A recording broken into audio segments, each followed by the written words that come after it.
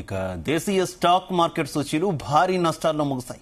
విదేశీ ఇన్వెస్టర్ల అమ్మకాలు కొనసాగుతుండడం, అమెరికా వాణిజ్య విధానంపై అనిశ్చితి వంటి కారణాలతో సూచీలు భారీగా పతనమయ్యాయి. ఇన్ఫోసిస్, హెచ్డిఎఫ్సి బ్యాంక్ అలాగే రిలయన్స్ షేర్లలో అమ్మకాలు సూచీలపై ఒత్తిడి పెంచాయి. ఇంట్రాడేలో సెన్సెక్స్ 900 పాయింట్లు కోల్పోగా నిఫ్టీ 23,000 పాయింట్లు దిగువకు చేరింది. దాదాపు అన్ని రంగాల షేర్లు నష్టాల్లో ముగిశాయి. ఓ దశలో బీఎస్సీ మిడ్ క్యాప్ 3%, అలాగే బీఎస్సీ స్మాల్ క్యాప్ 4% చొప్పున పడిపోయాయి. ఇన్వెస్టర్ల సంపదగా భావించే బీఎస్సీలో నమోదిత కంపెనీల మొత్తం విలువ 10 లక్షల కోట్ల మేర ఆవిరై 410 లక్షల కోట్లకు చేరింది.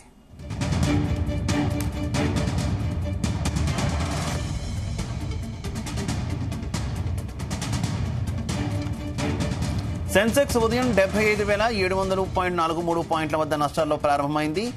అదే నష్టాల పరంపర రోజంతా కొనసాగింది. ఇంట్రాడేలో 75,267.59 పాయింట్ల వద్ద కనిష్టాన్ని తాకిన సూచి చివరికి 824.29 పాయింట్ల నష్టంతో 75,366 వద్ద స్థిరపడింది. నిఫ్టీ సైతం 263.05 పాయింట్లు కోల్పోయి 22,829.15 వద్ద ముగిసింది. డాలర్తో రూపాయి మార్కం విలువ 11 పైసలు బలహీనపడి 86.33 వద్ద ముగిసింది.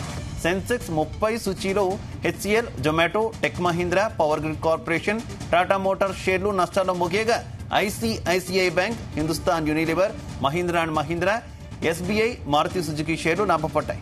అంతర్జాతీయ విపణిలో బ్రెంట్ క్రూడ్ బ్యారెల్ ధర $78.74 వద్ద ట్రేడ్ అవుతుండగా బంగారం ఔన్సు $2,769 వద్ద కొనసాగుతోంది.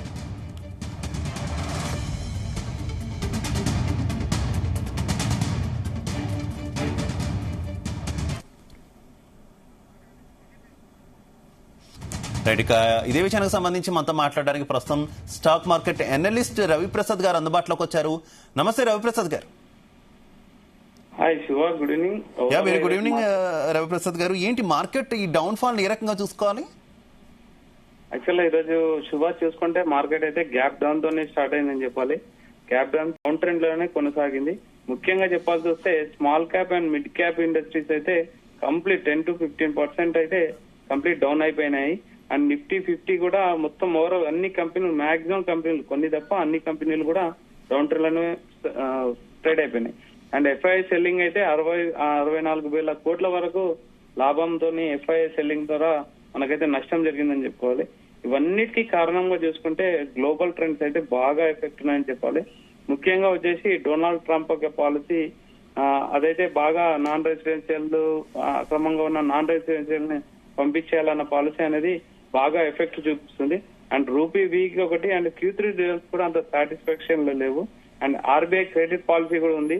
అండ్ ఫెబ్ ఫస్ట్ రోజు అయితే బడ్జెట్ ఉంది. ఇవన్నీ బాగా ఎఫెక్ట్ చూపాయని స్టాక్ మార్కెట్లకు అయితే ఒక అంచనా ఉంది. అండ్ మొత్తం ఓవరాల్ గా చూసుకుంటే 23,000 కోట్లు అయితే డౌన్ అయిపోయిందని చెప్పాలి. స్మాల్ క్యాప్స్ అయితే బాగా మొత్తం లాస్ అయిపోయినాయని చెప్పదు. ఓవరాల్ గా సెన్సెక్స్ అయితే చూసుకుంటే మనకు ఇంచుమించు 900 పాయింట్లు అయితే డౌన్ అయిపోయి 75,366 దగ్గర అయితే క్లోజ్ అయిపోయింది. అండ్ నిఫ్టీ 50 వచ్చేసి 263 పాయింట్లు డౌన్ అయిపోయి 22,829 పాయింట్ల దగ్గర క్లోజ్ అయిపోయింది. అండ్ మిడ్ క్యాప్ అయితే చాలా ఘోరంగా పడిపోయింది. 1,467 పాయింట్లు డౌన్ అయిపోయి 51,795 పాయింట్ల దగ్గర అయితే క్లోజ్ అయిపోయింది. ఓవరాల్ గా డాలర్ విలువ అయితే బాగా బలపడింది అండ్ రూపీ విలువ అయితే పడిపోయింది. ముఖ్యంగా ఎక్స్పర్ట్స్ చెప్పేది ఏంటంటే ప్రజెంట్ ఇన్వెస్ట్ చేయడం, ఎగ్జిట్ అవ్వడం కాకుండా మార్కెట్ ని బాగా అబ్జర్వ్ చేయాలి. ఆఫ్టర్ బడ్జెట్ తర్వాత అయితే మార్కెట్ గురించి అయితే ఆలోచించాలని ఎక్స్పర్ట్స్ అయితే ఒక అడ్వైజ్ ఇస్తున్నారు. శివ.